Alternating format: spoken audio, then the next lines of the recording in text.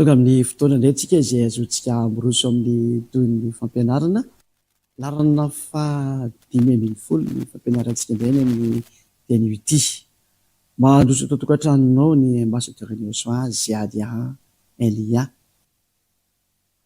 Ny fampianarantsika dia mahintsika tsara ny lohateny hoe loza fanafangaron'i Jesosy ny fanekena taloha. Ilay atao hoe dity folo zany tamin'ny fanekena vaovao.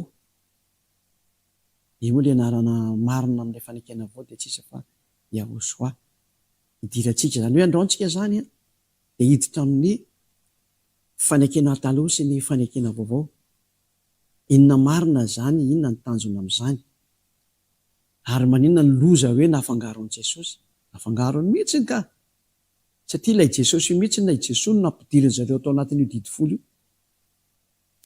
Ka izay ilay zava-doza amina tondra an'izao problème manapotika an'ity taninareo ity, izay tena tsy afaka eo mihitsy nareo hatramin'ny farany. Fa fanamarihana kely aloha ho anao izay resy lahatra izay faneno ity fampianarana ity. Dia fadio ny mangala-tahaka, fa tena fady indrindra zany.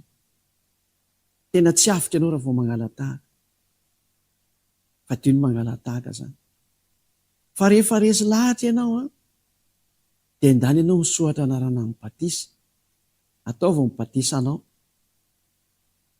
Fa tena ratsy be zany hoe alainao tahaka ilay fampianarana. Satria ianao dia tsy maintsy mitafy an'i Jesosy na Jesosy hatramin'ny farany.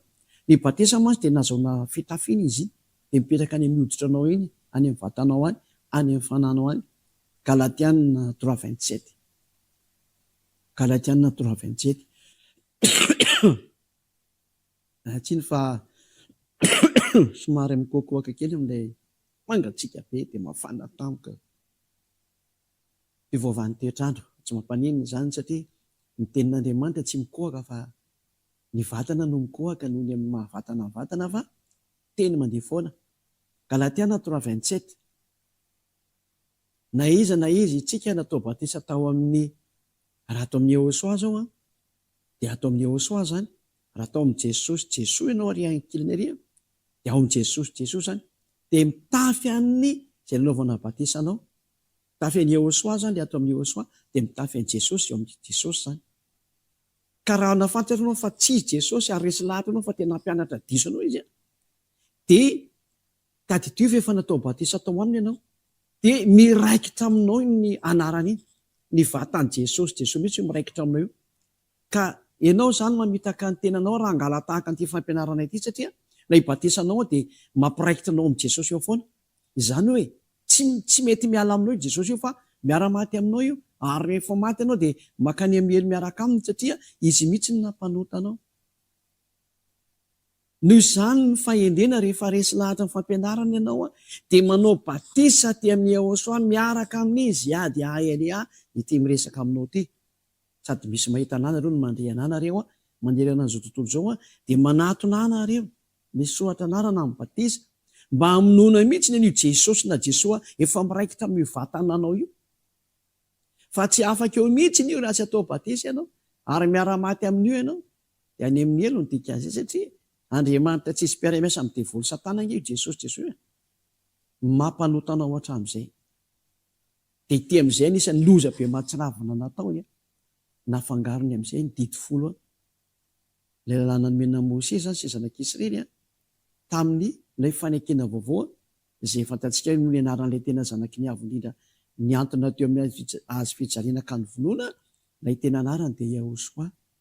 Fa ilay tsy izy kosa hafa ny anarany, dia eo tao Jesosy, Jesosy tsy izy, sady mpandainy ny mpamitaka ary tsy niantona teo amin'ny azy fijaliana zany, tsy nisy raha ninona lasaka akory na indray mandeha ary, fa raha tena nandatsaka ny rany rehefa tokony tsy nanota intsony ary afaka tamin'ny fahotana.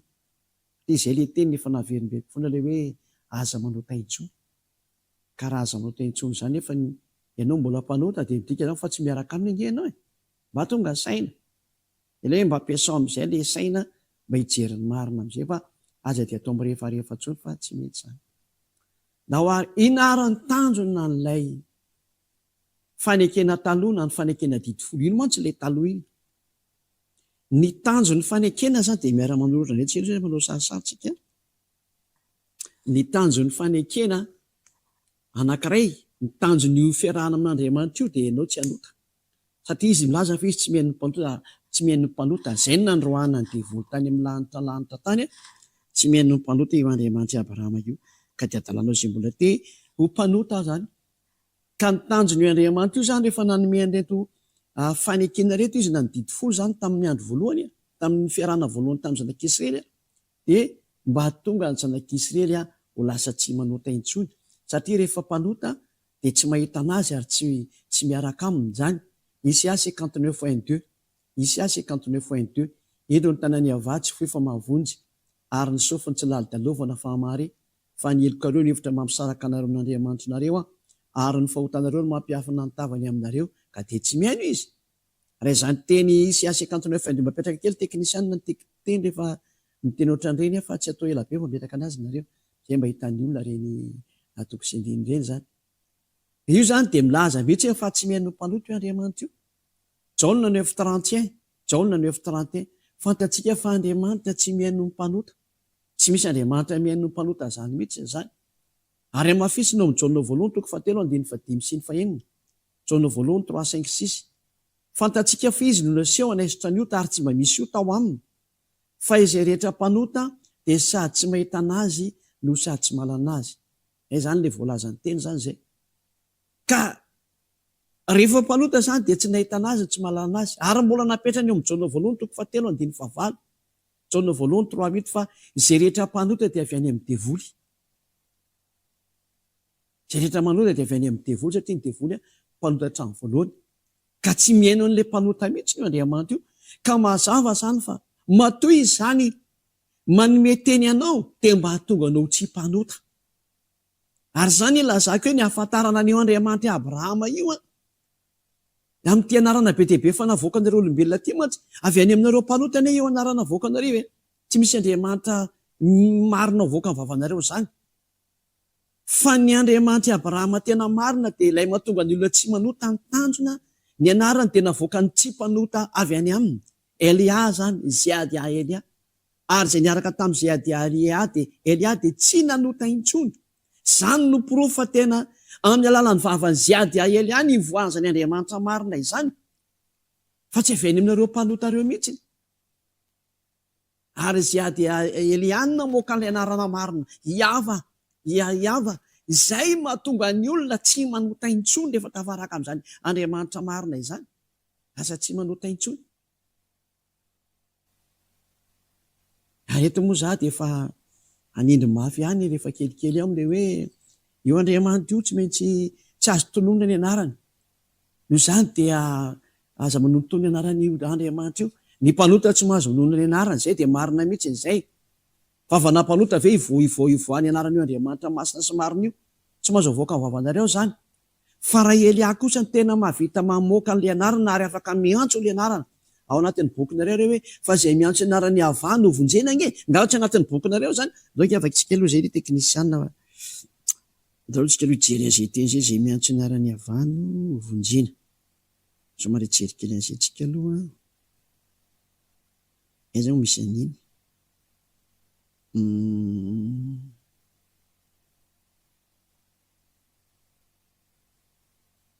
Joël 2:32.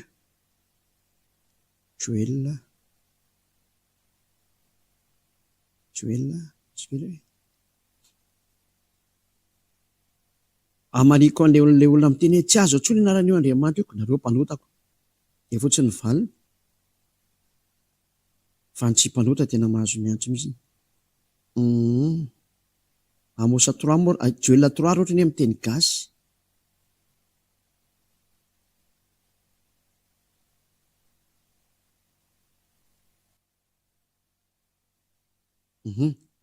Joël 3:5 izy fa miteny frantsesy ilay Joël 2:32 teo.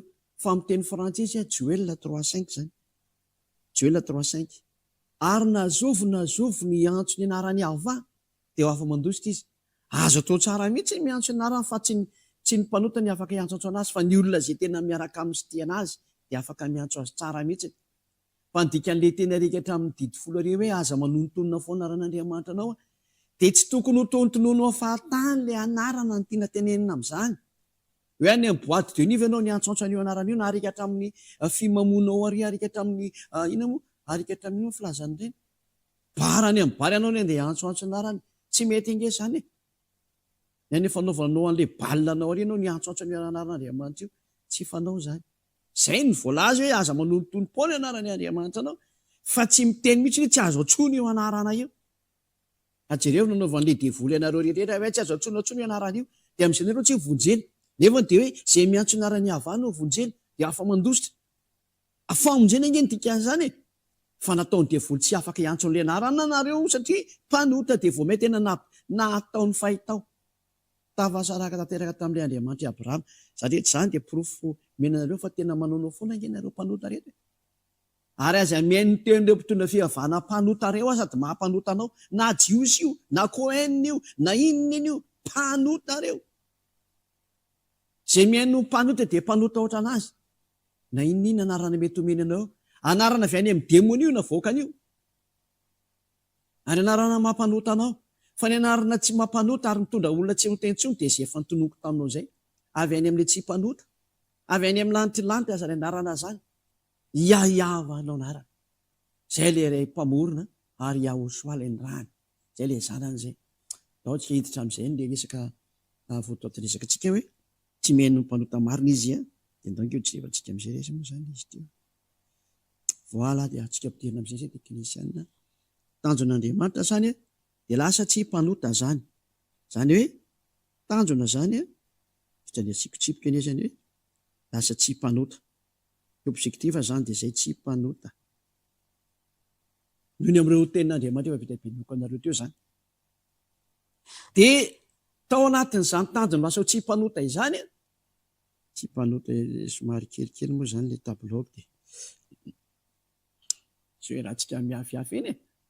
Dia nanomen'ilay didy folo amin'izay, izay ny antony nanomezana didy folo mba hahatonga an'ilay olona mba ho tsara izany fa tsy tena ho tsara moa izany. Io izany ilay didy folo io dia 10. Nomena ny zanak'Israely ny didy folo izany. Io ny atao hoe fanekena voalohany na fanekena taloha. FV izany fanekena voalohany na fanekena taloha FT.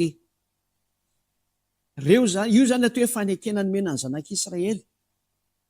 Io ilay voalaza atao amin'ny Exodosy petrakantsika daholo izy izany dia sady mandray antsoratra hoe Exodosy mipetraka eto ny toko sy ny dininy Exodosy 19 3 ka hatramin'ny 5.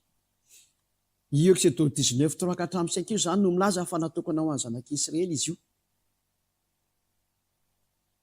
Exodosy 19 3 ka hatramin'ny 5 natokana ho an'ny zanak'Israely izy io.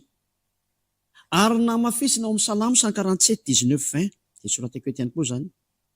Salamo 147 19 dia ny 20. Io izany dia manamafy fa natokana ho an'ny zanak'Israely mihitsy izy io. Laza miteny amin'ny Ekôpy izy ary didiny sy fitsipiny tamin'ny Israely. Tsy nanao toy izany tamin'izay firena hafa izy ary ny fitsipiny tsy mba fantatr'ireo. Izany hoe tena natokana ho an'ny zanak'Israely irery ihany io lalàna io izany. Mazava be mihitsy izay teny izay. Hoe ambarao amin'ny zanak'Israely sy amin'ny taranak'i Jakôba ty teny ity. Izany hoe rehefa taranak'Israel izany na taranak'i Jakôba ary zanak'Israel ka Israel moa tsy izy fa Jakôba ihany. Dia reo ihany no mahazo mitandrina an'io. Dia eto izany tsika dia mahita hoe natokana ho an'ny zanak'Israely. Ary ao amin'ny tany Kanana irery ihany ny azo tandremana. Izay izany ny kaliten'io fanekena didy folo io. Na fanekena voalohany fanekena voalohany zany toky aleo ataontsika hoe 1 fa dia misy mamaky eo vovô FV1 fanekena voalohany izany 1 na fanekena taloha na fanekena didy folo izany F10 zany teo aloha filazana azy zany fanekena didy folo izay natokana ho an'ny zanak'Israely dia rehefa avy eo indray tsika toy izay tsika an'ilay teny dia ao Israel irery ihany ny azo tandremana. zany nyty fanekena ty ao Israely ihany izy io ny azo tandremana. Deuteronomia 4:1 ary apitsika ny Deuteronomia 4:1 hoe ity zany ny teny mandrafitra an'io didy folo io. Zany hoe izao didy zao dia nomenanao ry Israelianina mba arahanao ao amin'ny tany sy nomenanao lovanao amin'ny andro rehetra iainanao teo ambonin'ny tany. Zany hoe tsy azonao entina ny Fransa, tsy azonao entina ny Angletera, tsy azonao entina ny Amerika, na ny Madagasikara na ny Japon, fa raha manao an'izany anao dia tena mpanota ary mpandika lalàna ary mitsipy makany amin'ny elo. Mihitsy ny lalàna zay tsy azonao tao zany miditra ao anatin'io, fa fanekena io ary misy didy ao anatin'io araka ny boky eo amin'ny Deuteronomia 4:2 ataoko ngeda be eto. Deuteronomia 4:2 dia zao ilay voalaza hoe aza ampianareo ny teny dia aza ny esoranareo ny teny. Asiko kadra maitsomaitso mihitsy izy ho hitanareo rehetrarehetra hoe io teny io zany dia tsy azo anampiana, tsy azo ny esorana. Izany hoe natokana ho an'ny zanak'Israely izy io dia tsy azonao idirana. Ary zao tonga e vaovakina nge le didy folo dia zao hoe izao ny havahan'Andriamanitra ao izay nitondranao niala avy tao amin'ny tany Egipta tao amin'ny trano nandevozana. Dia ahoana moa zany mampitombona n'izany teny zany tokoa raha aminao? Satria lasa mampandainga an'Andriamanitra ny izy ary n'Andriamanitra aza mandainga raha ohatrany ka hoe nanomeanao hafafirenana io, satria ilay teny tsy azo anampiana, tsy azo ny esorana. Nao ngevaka itsika ara ilay teny, nao ngevaka itsika teny zay ao amin'ny bokin'ny Exodosy, Exodosy 20. Nao ngevaka itsika ilay didy folo hoe mety aminao tokoa ve zany ty teny ty? Exodosy 20 nge mba avoakatsika eo teknisiana zay 2 Exodosy 20 izao ny havahan'Andriamanitra ao izay nitondranao nivoaka avy tany amin'ny tany Egipta tamin'ny trano nandevozana. Dia apetraka aminao ara ny fanontaniana, ianao zay mahita sy mandre io ve mba tao Egipta ianao ara? Iza le namoakanao tao Egipta fa ianao raha olona mipetraka ny Fransa na ny Madagasikara na Angletera na ny tsy haiko izay petranao, fa sy tany Egipta zany ianao. Dia tanao za fa efa nampandainga an'Andriamanitra ianao tao amin'ny trano nandevozana. Aiza zany ny lohan'ny tranonao ka nampandevanao tao Egipta zany?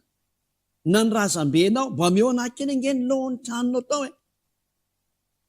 Tanao fa tsy manana an'izany ianao. Zay le hoe tsy natokana ho an'ny hafafirenena io fa natokana ho an'ny Israeliana ery ihany. Dia izay rehetra tany Egipta tamin'io fotoana io. Ilay izay.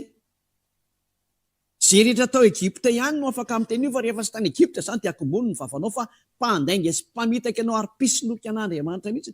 Ary mampandainga an'io Andriamanitra Abraham io ianao, ary zany no mahadevoly ianao. Tsy menatra misoloky amin'ilay teny ary mamitaka fotsiny amin'ilay teny ianao. Satria mantsy ianao ampandoa an'ilay mpafolo-karena ary pastera sy mopera, zany mahatonga anao manao an'io nge. Dia mody fitahanao amin'ny tony didy folo tony ilay olona, satria hany ny afanao maka an'ilay mamona tsy marina riam-bady kely. Afetsendemony mihitsy. Fangana natokana ho anareo olombelona akoatra ny Israely ihany io didy fosy lana Mose io. Tsy natokana ho anareo mihitsy inge mazava io teny io. Iza zany ny afaka miditra ao ny hafafirenena? Satria vao manomboka ilay teny dia hoe izao ny havahan'Andriamanitra ao izay nitondranao nivoaka avy tany amin'ny tany Egipta tamin'ny trano nandevozana. Dia efa trany dia efa nandainga ianao fa tsy tao ianao. Trany dia efa misy loky mandainga mpamitaka zany daholo ianao. Ary tsy magaga fa raha ianao mpitondra fivavahana na mpianatra an'io dia izay miaraka aminao mpandainga sy mpamitaka ohatranao daholo, ary io no mampanota anareo mianakavy. Fa miaraka miely kosa ny tena hafa mihitsy. Tsy mety manota satria tsy mety mandika nytony teny tony mihitsy izay miaraka miely ahy. Manana ny lalàna manokana anazy izay izay nomeny io Andriamanitra Abraham io any hafa-firenena. Mazava-be mihitsy izay. Izay ilay fanekena vaovao ho resantsika ilay rehefa avy eo. Aloha toy antsika aloha ny teny. Dia mbola apitsika etika hatramin'ny Deutéronomia 4:1. Deutéronomia 12. Mbola mametraka an'izany teny izany koa ilay Deutéronomia 13 moa zafady. Deutéronomia 13 amin'ny teny gasy. Hoe aza nampianareo nge io teny io e, dia aza ny esoanareo io teny io. Izany hoe namafisy ny indroa zany ty teny ty hoe tsy azo nampiana ary tsy azo ny esoana. Izany hoe ity didy sy lalàna nomena ny Israeliana ty dia tsy azonareo anampiana, tsy azo ny esoana. Rehefa eo any zanak'Israely dia any zanak'Israely, ho an'ny taranak'i Jakoba dia ho an'ny taranak'i Jakoba. Ary ao Israely irery ihany ny azo tandremana, tsy azo noentina eny amin'ny toeraka hafa ny dikan'izany. Rehefa nandika an'izany ianao dia voly, satria tsy azo anampiny io ary tsy azo enesorana. Lalàna tena napetraka, nandatsahana ranomby, ary ity fanekena ity dia vita mafy satria nandatsahana ranomby izy. Dia soratantsika eto zany ilay boky eo amin'ny Exodosy 4:20 nge afaka itsika zay teny zay, fa nandatsahana ranomby izy io rehefa vita zany fampahafantarana zany tamin'ny olona zany.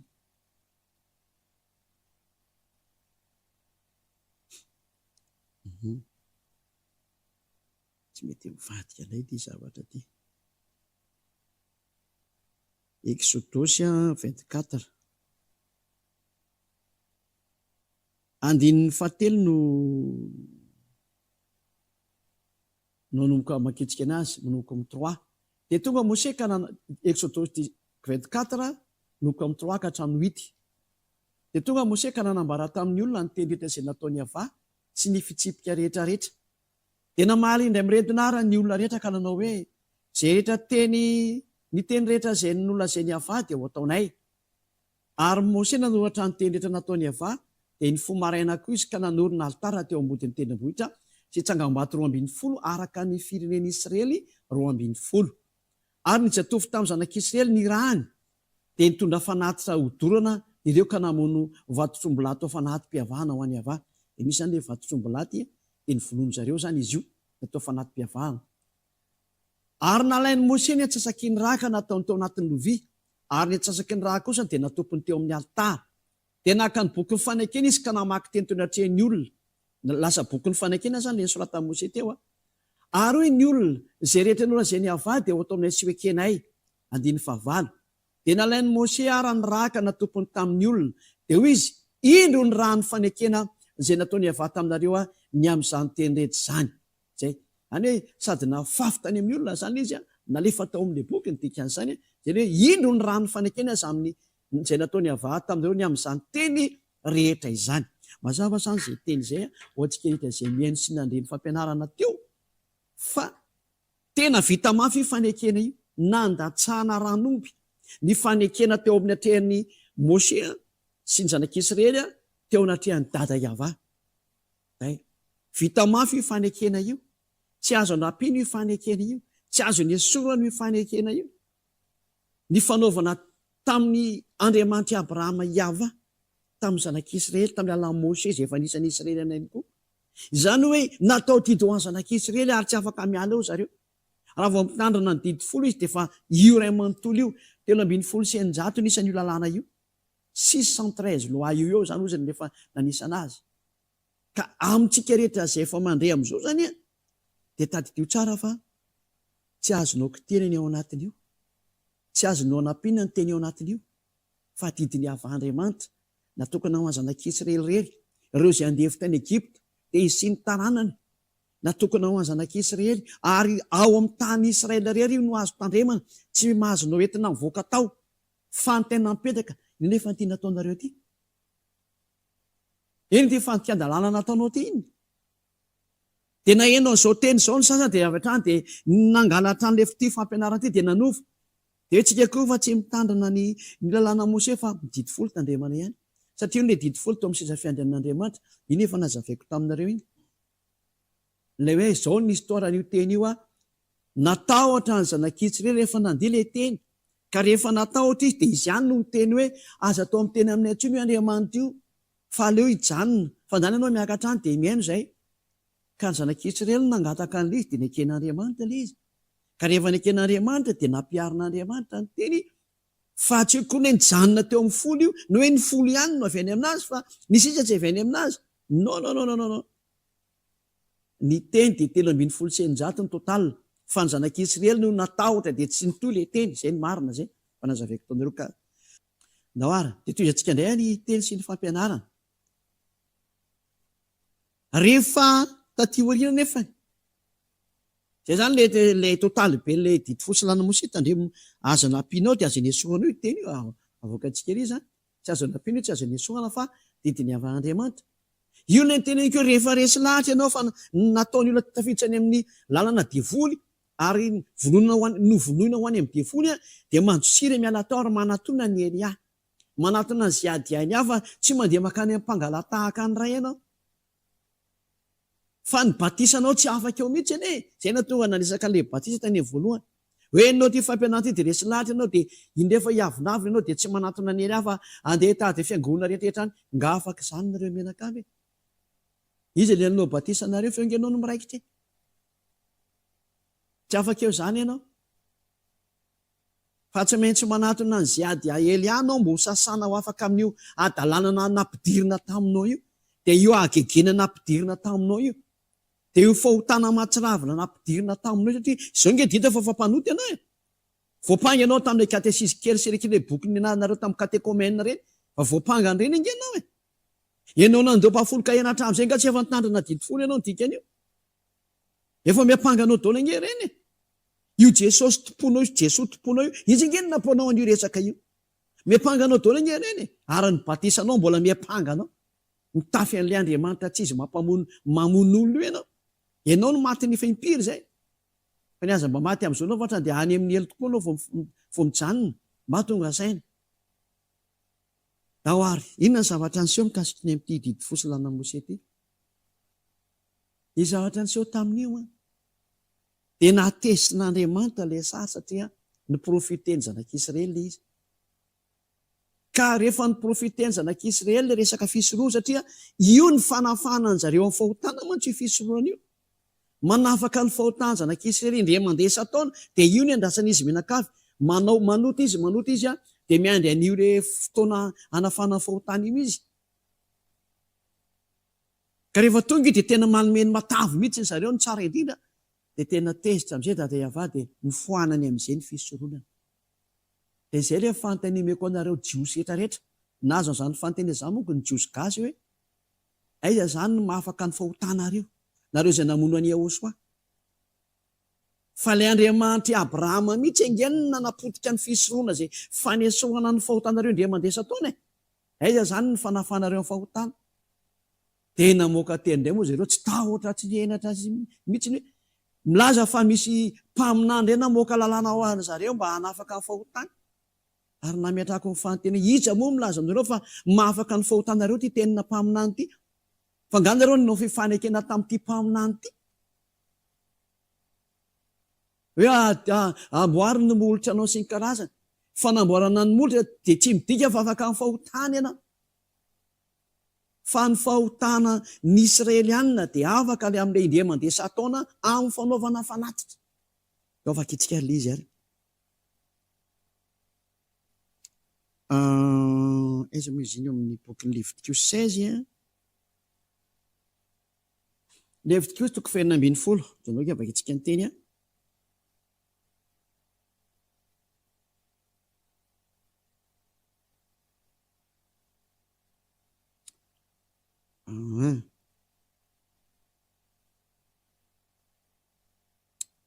Levitikosy 16 ke moa 17 hitako gaga be a. Levitikosy 16 andininy 3 manoko amin'ny 3 dia hatramin'ny 5 angambany na 7 dia zany tsy dia misaoty amin'izay tsika. Ary izao no entiny Arona raha miditra ao amin'ny fitoerana masina izy. Vatotr'ombylahy iray atao fanatsitra ny ota sy ondrilahy iray atao fanatsitra dorana. Io izany hoe vatotr'ombylahy sy ondrilahy atao fanatsitra ny ota ary ondrilahy iray atao fanatsitra dorana. Dia akanjo lava masina rongony fotsy no iakanjoany ary kalsona rongony fotsy no ataony manolokoditra. Dia fehikibo rongony fotsy no ifehezany ary amama rongony fotsy no isatroany. Fitafiana masina ireo ka andro amin'ny rano izy vao iakanjo azy. Dia ny fiangonana zanak'Israely ko 5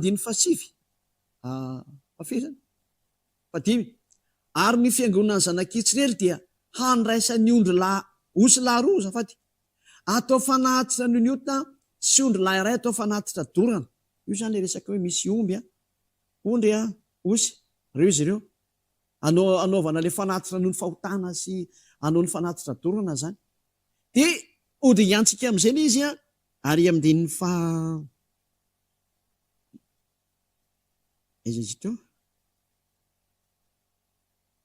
andin'ny fahatelopolo ny vaketsika hatramin'ny 34 indray 34 zany.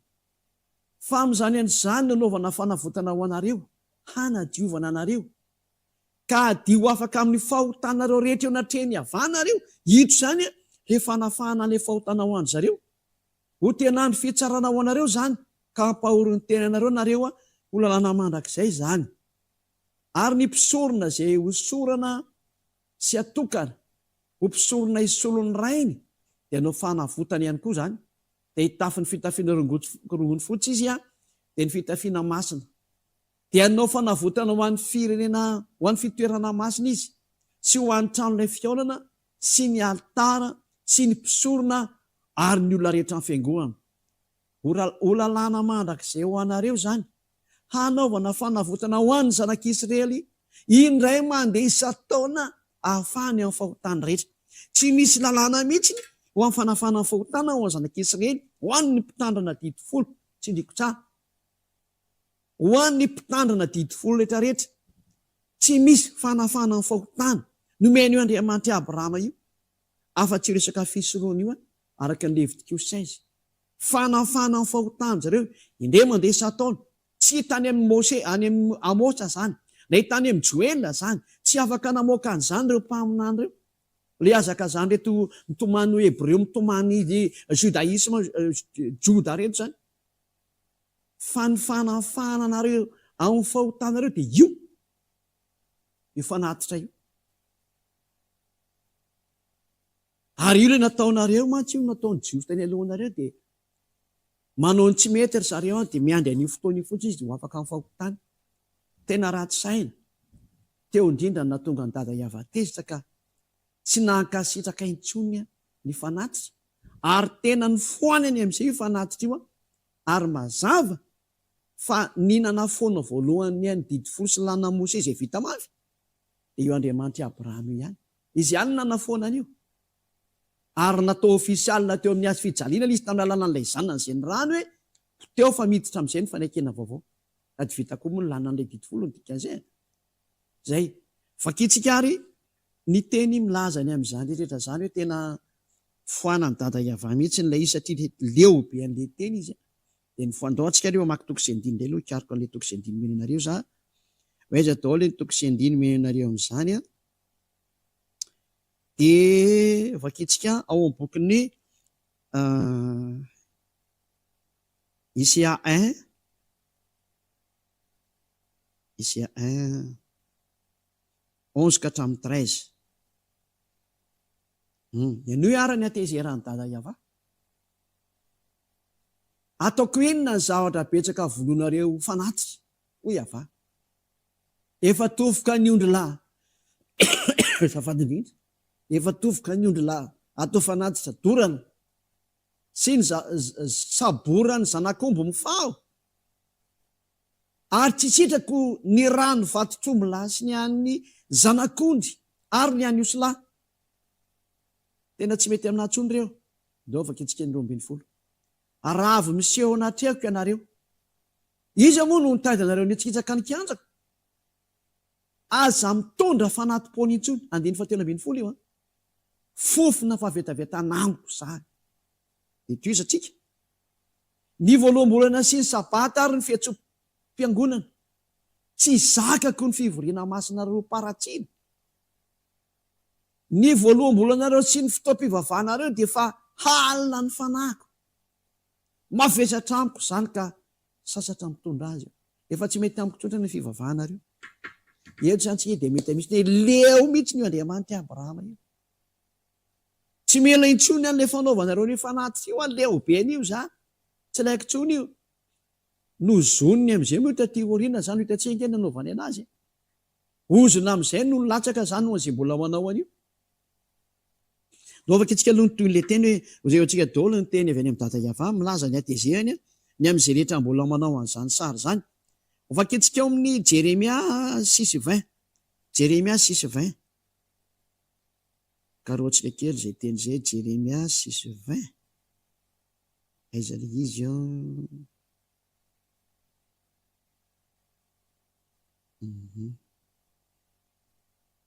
Nahoana no hitondrana didikazo manimpofona avy any Seba aho? sy veromanitra avy any amin'ny tany lavitra, tsy setrako ny fanatitra doranareo, ary tsy manko ny zahatra vononareo atao fanatitra. Zay zava-tozany zany.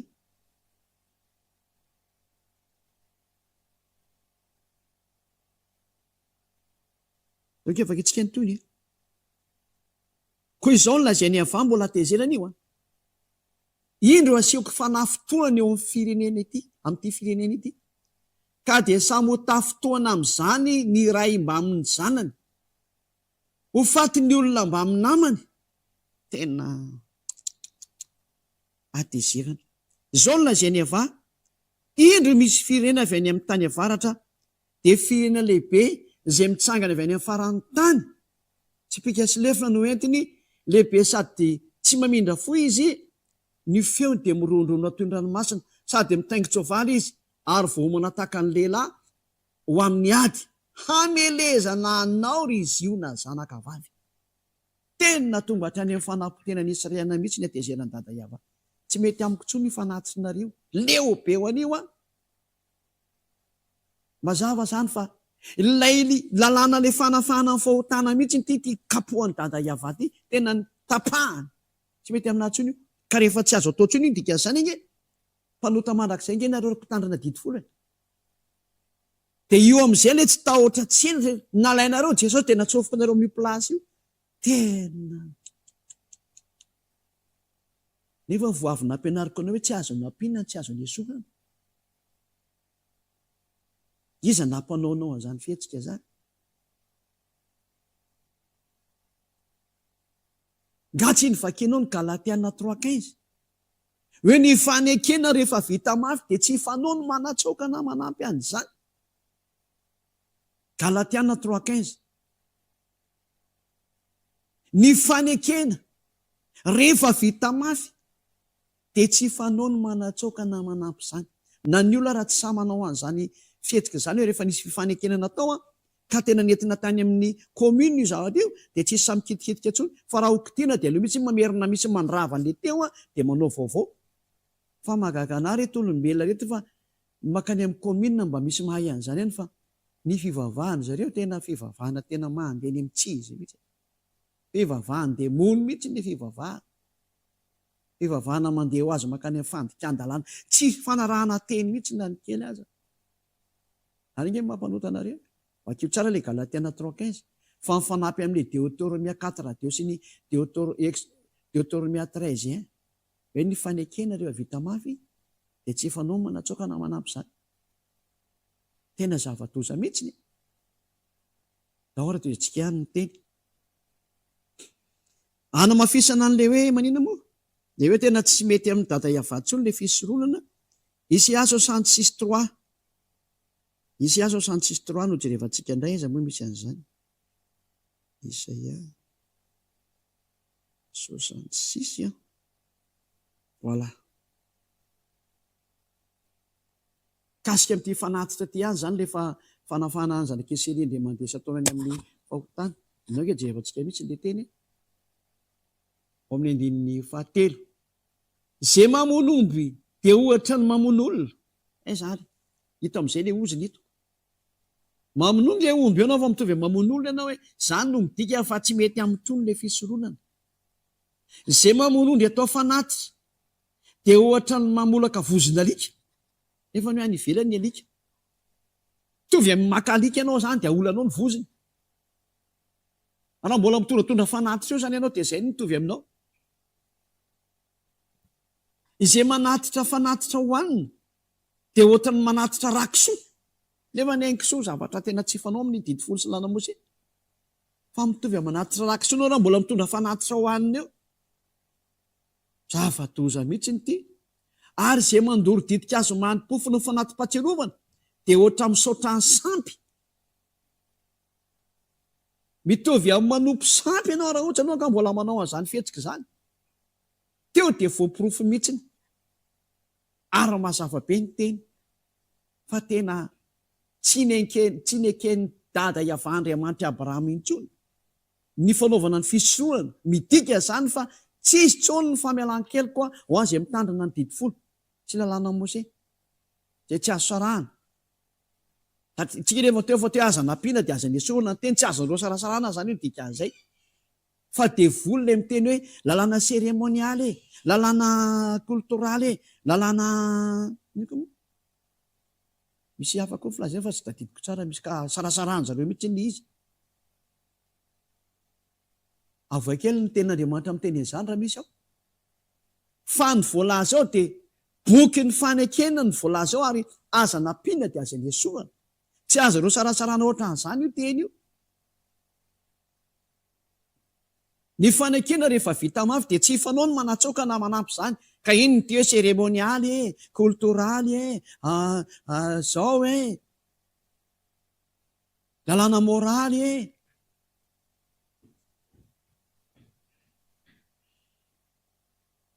raha tena tsy mety mihitsy izany. Sady tsy mety ny tsy fanao ny tsy azo atao. Voarara ny lalàna ary ny mpandika lalàna mihitsy dia ny devoly no manasarasaraka ny ohatran'izany. Devoly reny. Atria rehefa ny teny izy aiza ny teny milaza an'izany fa tsy misy an'izany ange ny teny ao hoe contre an'izany ara ny teny ao hoe nisy an'izany hoe lalàna cultural, lalàna seremonial, lalàna moral, lalàna an'izao. Hoe avara ny tenin'Andriamanitra amin'ny teny izany dia sady tsy mahita fa manao bodongerina mamaly fotsiny. Izany no mahadevoly ny devoly zany. Mpamoron-dainga nefa anontaniana amin'izay hoe tsy mahay an'io akory izy. Satria dia hitantsika tsara ao amin'ny boky ny Mpanjaka voalohany. Mpanjaka voalohany toko 2:7 fa anaty boky iray nge izy io. Izay misy an'izay Mpanjaka voalohany izay.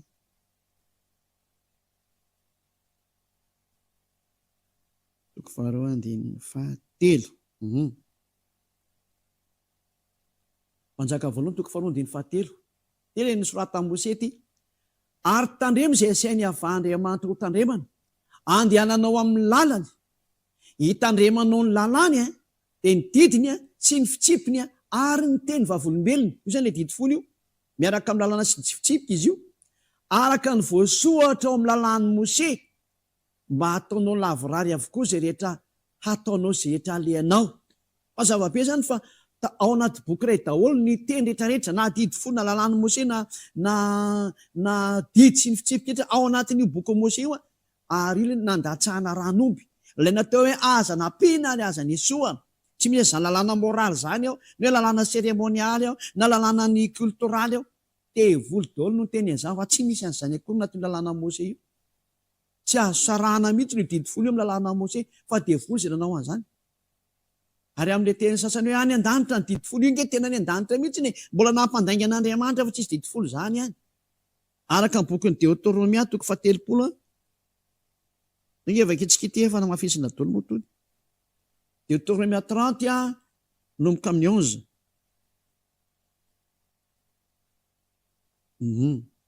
Deutéronomia 30 11 ka hatramin'ny 12.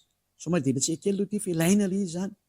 Hanapitena le toetsaina nanovanova ny didy dada Iava ty hoe sarasarahana zareo ohatran'izany ary izay hatra any an-dany ty io. Lainga an-demony zany. Dia voalohany ny teny tamin'ny vavan'izay olona ny teny an'izany fa tsy misy didy folo any an-danitra zany. Deutéronomia 30 11 teny 12. Izao lalàna izao izay andidiko anao an'io dia tsy dia sarim-patarina aminao ary tsy malavitra. Tsy any an-danitra izany ka anaovanao hoe iza niakatra any an-danitra ka azoantsika mba ho henoantsika ka araintsika. Mazava be mihitsy ny teny hoe tsy any an-danitra io didy folo io. Lainga be ho an'izay olona ny teny any an-danitra io fa tsy any izany io. Lainga izany. Reny le mitady hevitra ny ampitandrinanao le didy folo io apiditra foana ny resaka sabata sy ny kisoa ary aka ny ampafolo-karenanao dia tadiavina daholo ny hevitra fa tsy any io. Mazava be io teny io hoe rehefa tsy aty io dada Iava dia tsy aty io. Ka izay rehetra niditra tarikatra amin'ny boky ny Apokalipsy 15 hoe ny vavolombelona egalina dia iny moa hoe didy folo dia tena diso be nareo fa tsy mahazo makany satria ny tenin'Andriamanitra hoe tsy any an-danitra zany. Ka raha misy miteny fa ny an-danitra zany devoly no teny an'iny. Devoly. Devil hozy ny anglisy, démon hozy ny frantsay na diable, devoly hozy ny malagasy. Izay milaza fa ny an-danitra ny didy folo. Nampandainga ny Andriamanitra Abrahama. Ny Andriamanitra Abrahama amin'ny teny fa tsisy an'izany ety ary tsy azo nampiana io teny io tsy azo niesoana. Ka raha nisy laza fa ny an-danitra ny didifolo devoly zay olona zay. Adalanao zay araka amin'io devoly io fa devoly io olona io. Ary zay nampianatra an'izany dia olona devoly miaraka amin'ny mpiara-miasa amin'ny devoly. Adalanao zay araka aminazy io. Andana miaraka aminy rehefa tetsi-peny amiely dia tatazo ny vokany. Raha mba nety miteny ny tany amiely mety nitsoaka ihany anao fa ny any tsy mahazo miteny intsony fa zay tratra dia any ianao satria mpiavonavona. Ohatrany hoe ny bokin'ny Apokalipsy. Ahoana ny bokin'ny Apokalipsy? Efa voanavaliko teo hoe rehefa misy milaza fa ny an-danitra ny didifolo dia devoly izay niteny an'izay satria tsy azo nampiana ny teny ary tsy azo ny esorana ny teny. Efa voalaza fa tena tsy ny an-danitra ny didifolo dia aza hovaina tsoa izany teny izany. Dia ozy ianao hoe kangamo tsy rava indray ny didifolo. Raha rava ny didifolo angamo milaza fa afaka mipetraka any an-danitra ny didifolo satria efa nolazaina fa tsy any io. Ka na rava ary io tsy any mihitsy io na hatramin'ny farany azy satria efa nolazaina fa tsy aty io. Satria tamin'ny andro no nitenenina an'io dia efa nosiny io Andriamanitra Abrahama io fa aty aminay aty tsy misy didifolo izany ka aza miteniteny foana nareo. Dia tsy hoe koa rehefa nyravany dada Iavaly izy dia tendreny hoe lasa niverinalina izy. Tanao izany ma devoly ny devoly ianao raha manao izany satria miverina hampandaingana Andriamanitra ianao. Satria tsy mba olona izy ka handaingana zanak'olombelona ka hanenina. Rehefa miteny izy hoe tsy aty dia tsy aty hatramin'ny farany io. Ohatrany hoe mba mia fanazavana kely ary amin'ny Apokalipsa 15 mba hijerevako an'izany teny izany dia tsotra kely ny valiny. Io Apokalipsa 15 io dia tsisy akory ilay vavolombelonao fa Yehoshua tsy didifolo izany. Fa nareo no fitahan'ny protestanta tamin'ny adika teny protestanta ery ambany hoe dia ny didifolo. Hoe no voana ny taberna kely ny vavolombelona ozy ny protestanta dia nasiany sotra ery ambany hoe dia ny didifolo. Tsy mahala vavolombelona fa tsy didifolo nareo. Izay ny problema nareo. Ndao vakitsika ny ten'Andriamanitra amin'ny bokin'ny Apokalipsy izy eto koa. Apokalipsy ndonge vakitsika amin'ny teny amin'ny teny protestanta zany zay angambany makitsika anazy voalohany zay malaky tsara.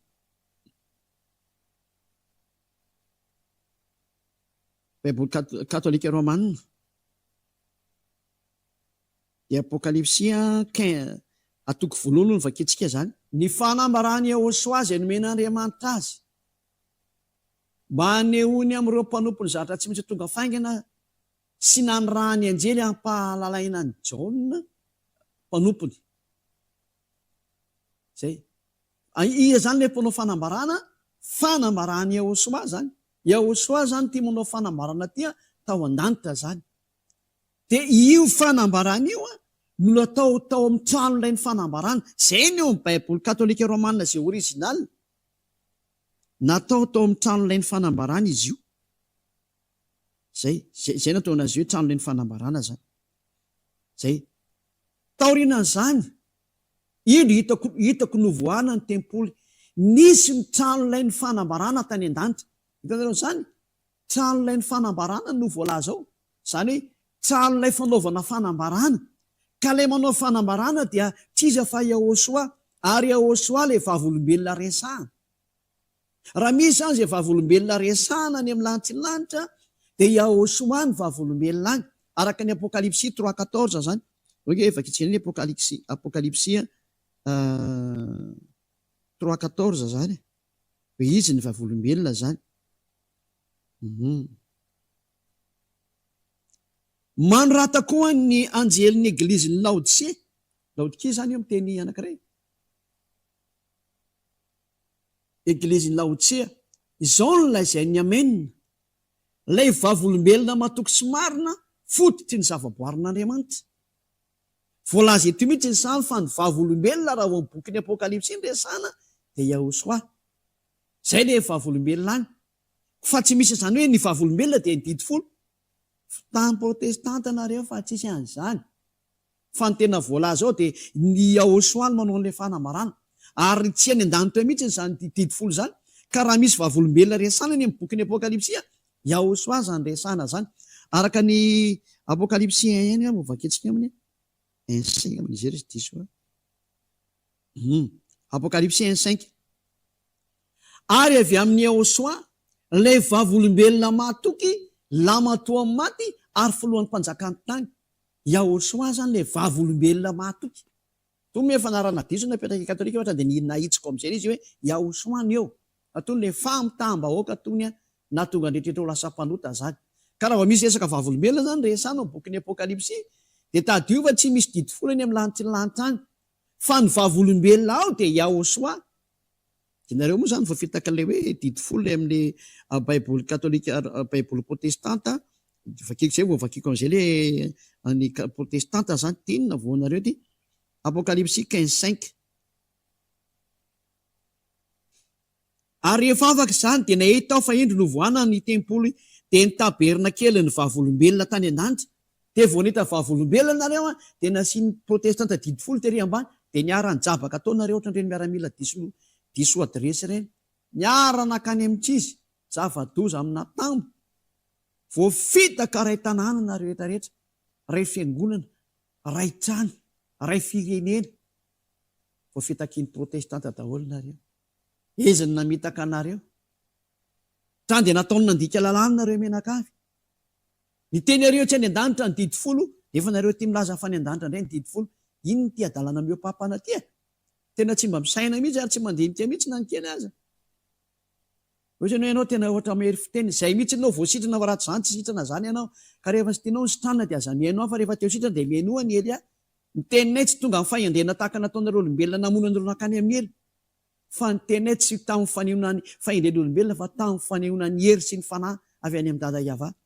Mba tsy horehanareo amin'ny fahendren'ny olona fa amin'ny fahendren'Andriamanitra irery ihany. Ary zao ny fahendren'Andriamanitra tahaka an'izao teny ely azy ao, hatrany dia mamonjy sy manafaka anao. Na iza mihaino. Zay dia itoitrantsika ara le teny. Fa io le navoanareo. Ny fanambarany Yahosoa izay nomen'Andriamanitra anazy. Le manao fanambarana zany dia Yahosoa. Ary dia novoana ny tempoly dia ny taberna kely ny vavolombelona. Ka tsy izy le vavolombelona fa Yahosoa. Zany hoe toerana fanaovan'i Yahosoa fanambarana zany ty taberna kely ty. Ao izy no manao ny fanambarana tao amin'ny taberna kely. Dia izay ny hoe le vavolombelona tao amin'ny taberna kely io dia tsy izy fa Yahosoa. Izany hoe ny fanambarany Yahosoa izay nomen'Andriamanitra azy. Tao amin'ny taberna kely ny fanambarana izy nanao le fanambarana. Na tonga le teny hoe dia nisy ny novoana ny tempoly dia ny taberna kely ny vavolombelona. Zany hoe taberna kely ihany le vavolombelona zany. Ka iza le vavolombelona izay tompony ty taberna kely ty? Ny tompony io dia Yahosoa, satria izy no miditra ao manao ny fanambarana. Mazava zay. Fa ny didy folo tsy any an-danitra zany mihitsy io fa dia volona mpianatra anao an'izany. Mazava zay izay teny izay. Ary io zany no ilazana amintsika mihitsy ny hoe tena maty nareo rehetrarehetra. Tena novonoana ty tena nanao foana daholo mihitsy izy. Dia izao amin'izay raha moa dia efa mazava be mihitsy ny teny hoe tsy any an-danitra ny didy folo. Mazava be zay. Na vita mafy dia tsy azoko tehana. Nefany ny zaretantsika Dada Iava mihitsy no nanova n'io fanekena io. Ary zao ny teneny rehefa tezitra tamin'io fanekena io izy dia hamoaka lalàna indray aho sisy. Misy iraka ho alefako anatin'ny horonam-boky. Ary io iraka io kosa dia hitondra lalàna ho anareo olombelona. Izay ny voalazany. Salamo fefapolo. Eto zany dia nisy an'izay ny programa navoazana. Tsy hoe navoazana moa fa tsy diso ianarana zay. Hanovana tanteraka an'ilay fanekena didy folo. Satria ilay didy folo efa misy lalàna 613 ao. Dia tsy azo nampiana intsony izay lalàna 613 izay. Nefa ny eto Andriamanitra dia laza mihitsy ny fa misy mpanompo izay alefa anatin'ny horonam-boky ary hitondra lalàna indray izy. Mazava zany fa ity lalàna ity dia tsy azo apetraka ary intsony satria tsy azo nampiana, tsy azo lesorana. Fa lalàna hafa indray tia io no arahany rehetrarehetra. Fa zay aloha ho anareo mpitandrina didy folo aiza izay mahafaka anareo amin'ny fahotana amin'izay. Satria ny lalàna tsy azonareo ivalozana dia tsy maintsy amin'ny fanatitra vao afaka io. Izay nareo vao afaka esorina amin'ny fahotana. Tsy mahazo miaraka azaka makany amin'ilay horonam-boky zany nareo. Interdit zany. Tsy azo afangaro ireo zavatra ireo. Ny fanekena rehefa vita mafy dia tsy efanao manatsaokana manampy izany. Ka nareo milevina ao anatin'ny didy folo. Ao nareo no mipetraka hatramin'ny farany. Tsy mahazo mandositra tao nareo. Aiza ny fanafahana nareo amin'ny fahotanareo. satria nylevidiko sezy ny fanafanareo amin'ny fahotana. Io anefa n'lay tsy navelany dada Iava natao ntsony, ary de sa mihitsy izy nylaza am'izay hoe misy tonga ao anatin'ny ronam-boky iraka ny dada Iava hitondra lalàna indray. Mazava be zany fa tonga lay lalàna vaovao ao anatin'ny fanekena vaovao, satria efa tapina ny lalana makao mididifolo io tsy misy afaka amin'ny fahotana zay milevinao, zay rehetra mipetraka ao de miraikitra ao amin'ny fahotana mandrakizay.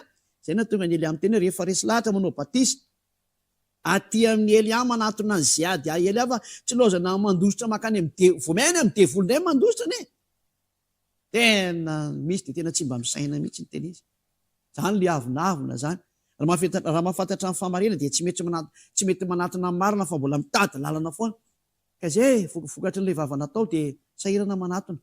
Azao manatona rehefa mbola afaka manatona, rehefa tsy mbola niteny ratsy, rehefa tsy mbola nanaratsy, satria zay sy ny afaka manatona zao dia manatona ny ziady Elia ty hitanao maso ity.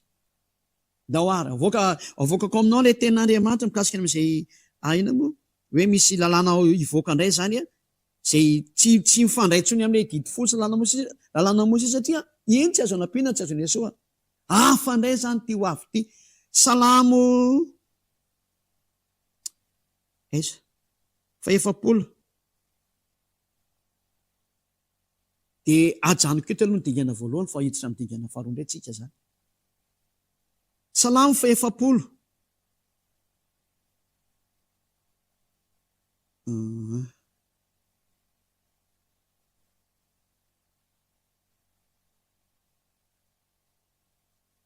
andeny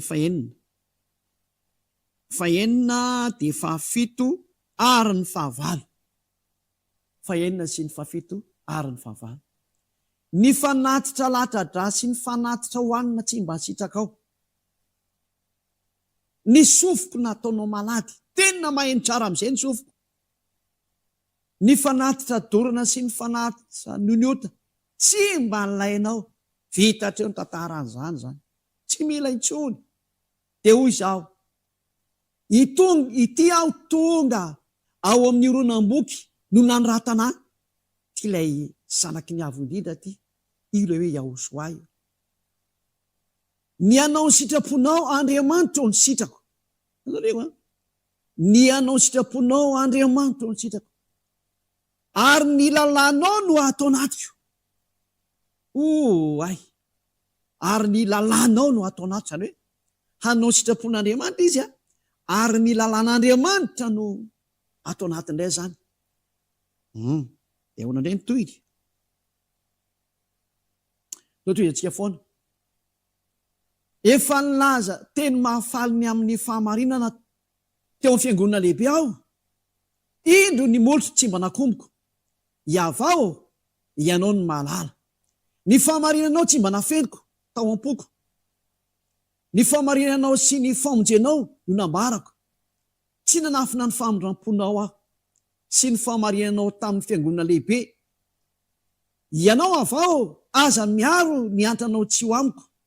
Aoka ny famondram-po sy ny fahamarinana iaro aho mandrakariva.